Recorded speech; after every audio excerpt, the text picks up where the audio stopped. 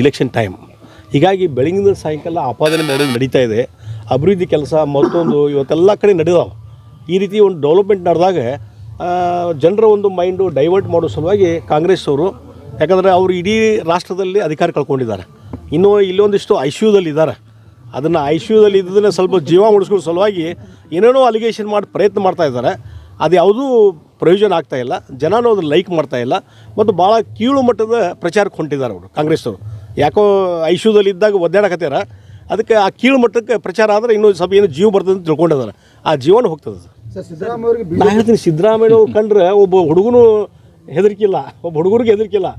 ಇನ್ನು BJP ಅವ್ರಿಗಾಗಲಿ ಮೋದಿಯವ್ರಿಗಾಗಲಿ ಅವರು ಭಯ ಹಾಕಿರ್ಬೇಕಂತ ಸಿದ್ದರಾಮಯ್ಯ ಅವ್ರದ್ದು ಏನಾಗಿದೆ? ಭ್ರಷ್ಟಾಚಾರದ ಬಗ್ಗೆ ಅವ್ರು ಮಾತಾಡ್ತಾರೆ ಅಂತ ಮಾತಾಡಲಿಲ್ಲ. ಅಲ್ರಿ, ಅಸೆಂಬ್ಲಿ ಏನು ಒಂದು ಪ್ರಕರಣ ನಮ್ಮನ್ನು ತಾರ್ಕಿಕ ಅಂತ ಮುಟ್ಸಿದ್ರು ನೀವು ಯಾವುದ್ರ ಒಂದು ಈ ಭ್ರಷ್ಟಾಚಾರದ ಇದೆಯಲ್ಲ. ಇಷ್ಟೆಲ್ಲ ಹೊರಗಡೆ ಮಾತಾಡ್ತಾರಲ್ಲ.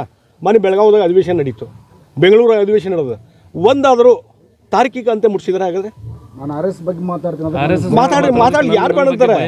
ಜನ ಅದಕ್ಕೆ ಉತ್ತರ ಕೊಡ್ತಾರೆ.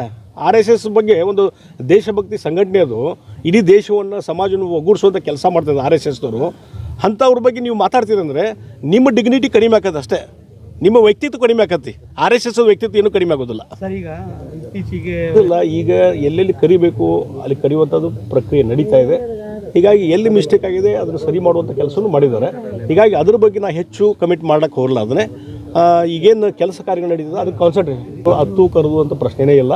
ಹೀಗಾಗಿ ಅದ್ರ ಬಗ್ಗೆ ನಾನು ಹೆಚ್ಚು ಈಗ ಚರ್ಚೆ ಮಾಡಲಿಕ್ಕೆ ಹೋಗೋದಿಲ್ಲ. ಅದೆಲ್ಲ ಮುಗಿದು ಹೋದಂಥ ಅಧ್ಯಾಯ. ಅದು ಅಂಥದ್ದು ಏನೋ ಟೈಮ್ ಬಂದಾಗ ಹೇಳ್ತೀನಿ.